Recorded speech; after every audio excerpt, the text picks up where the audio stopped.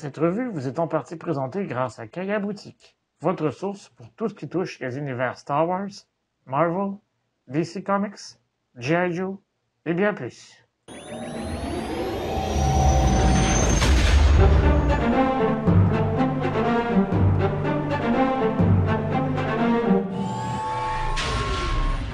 Bonjour les Jedi et bienvenue sur Star Wars Artefact.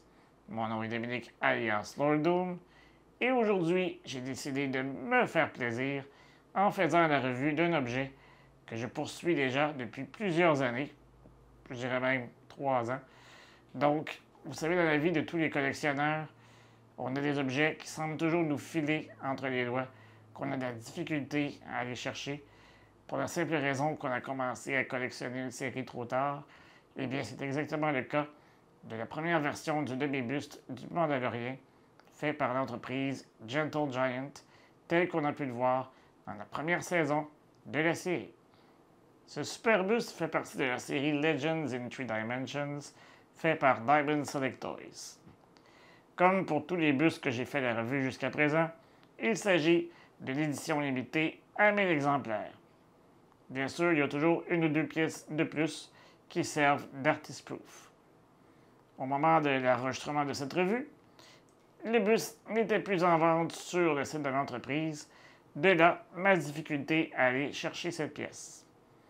Donc, si vous le voulez vous aussi, vous allez devoir vous tourner vers le marché de revente, comme eBay, et vous attendre à payer beaucoup plus cher que le prix d'origine. Vous êtes prêts? Allez, Chewie, on va la gomme! À l'avant de la boîte, il y a une photo du buste et en dessous, l'écriture dorée indique The Mandalorian Half Scale Resin Bust. Les côtés gauche et droit sont pareils et on voit le logo de la série Legends in 3 Dimensions ainsi que le nom du personnage. Puisqu'il s'agit d'un des premiers bustes de la série L3D, l'arrière n'a pas de petite description du personnage comme j'ai l'habitude de vous traduire. Bon.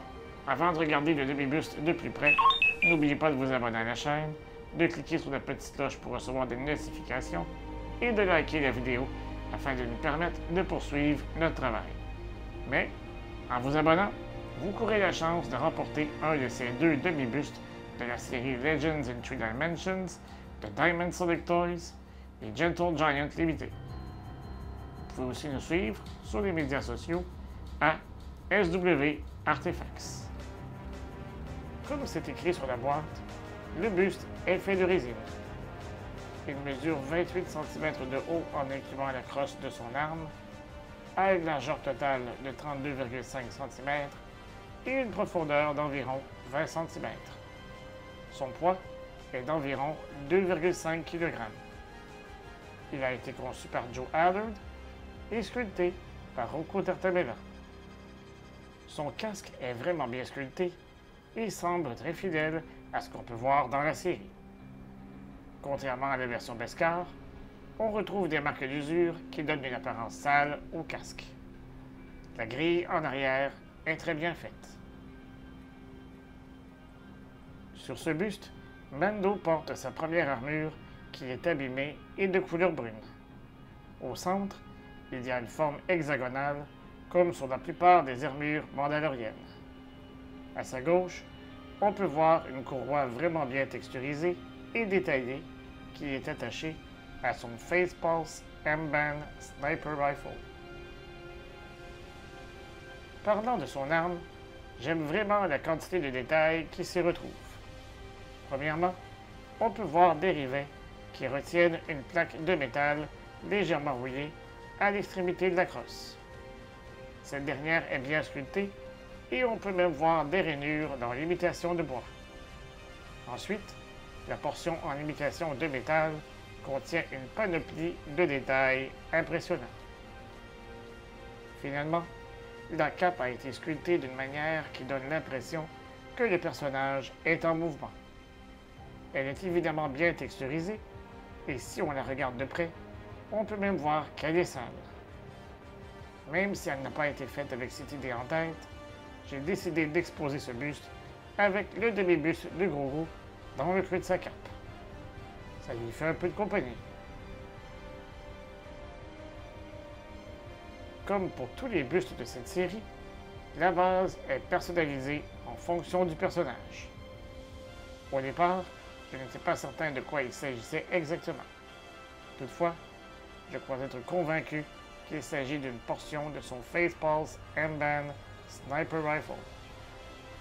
Sous la base, on retrouve entre autres le copyright, le nom du fabricant, l'endroit où il a été fait et le numéro de l'exemplaire. De mon côté, je possède le numéro 275. Chaque buste de cette série est également accompagné d'un certificat d'authenticité. Sur le certificat, on y retrouve une fois de plus le numéro de l'exemplaire. Étant donné que j'ai commencé à collectionner les demi-bustes de la série Legends in 3 Dimensions sur le tard, j'ai eu énormément de difficultés à trouver cette pièce à un prix raisonnable. Chaque fois que je regardais sur eBay, il n'y avait rien en bas de 450 $ US. Ça m'aura pris pas moins de 3 ans pour en trouver un qui était vendu au prix d'origine, donc inutile de vous dire que j'ai sauté sur l'occasion. Ma patience a enfin été récompensée. Je suis curieux de savoir ce que vous pensez de ce buste. Préférez-vous celui-ci ou la version Beskar? Dites-le moi dans les commentaires au bas de la vidéo. Si vous avez passé un bon moment en notre compagnie, n'hésitez pas à nous offrir un Super Thanks. Ceci nous aidera à vous présenter du nouveau contenu sur une base régulière. On se revoit bientôt pour une autre revue. Et d'ici là, je vous dis à bientôt et que la force soit avec vous à tout jamais.